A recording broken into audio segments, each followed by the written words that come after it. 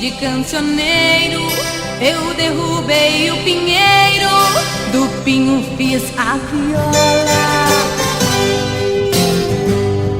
Com a cara e a coragem, botei canções na bagagem e saí estrada fora.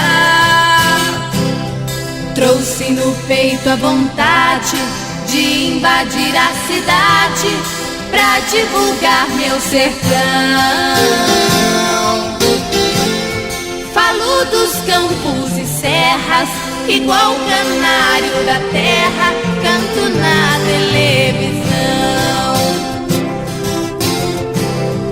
Com a viola no peito, interpreto do meu jeito o rio e a cachoeira.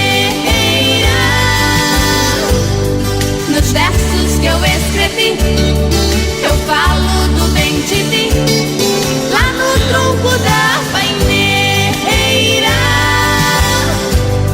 Falo do povo da roça, fogão de lenha e palhoça, digo pra grande cidade. Quando falo no amor que deixei no interior, até choro de saudade.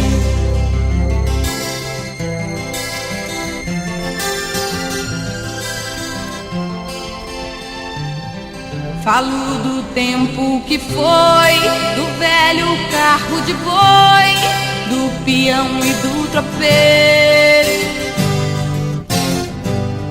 Lembro o estradão distante, do repique de um berrante, do grito de um boiadeiro.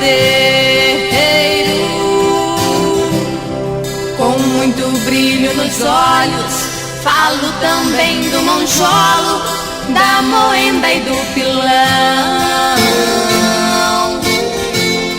Qual maestro sabiá, canto pra todos mostrar como é lindo meu sertão.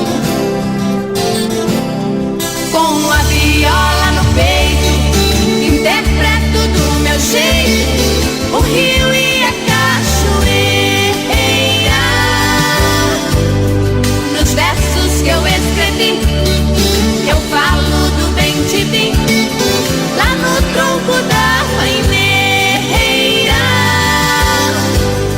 Falo do povo da roça, fogão de lenha e palhoça, digo pra grande cidade.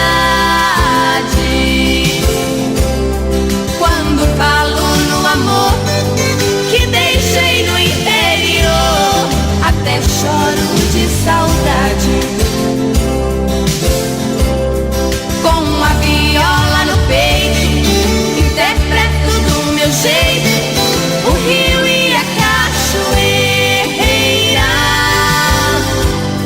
Nos versos que eu escrevi, eu falo do bem de mim, lá no tronco da paineira. Falo do povo da roça, fogão de lenha e palhoça, digo pra grande cidade. Quando falo no amor que deixei no interior, até choro